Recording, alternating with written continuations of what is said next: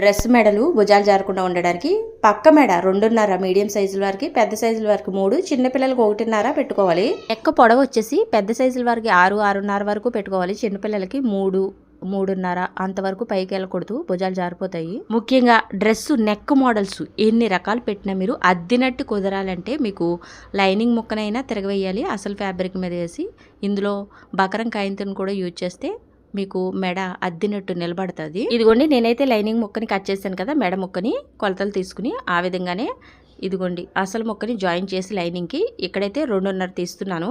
పక్క మెడ మనం ఇందాక నెక్కకి ఎంత తీస్తామో అలాగే ఇక్కడ సేమ్ 2.5 టిక్ మార్క్ చేసి అక్కడ కత్తిరించుకుని ఇదిగోండి నేను రెడీ చేసుకున్న ఈ మెడ ముక్కని ఈ విధంగా పెట్టేసుకుని చుట్టూరు ఈ విధంగా కుట్టేసుకోవాలి.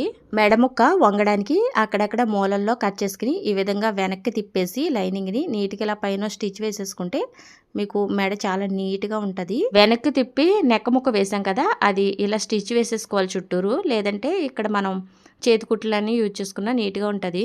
ఇలా రెడీ చేసుకోవాలి నెక్కనైతే. వీడియో నచ్చితే లైక్ చేయండి.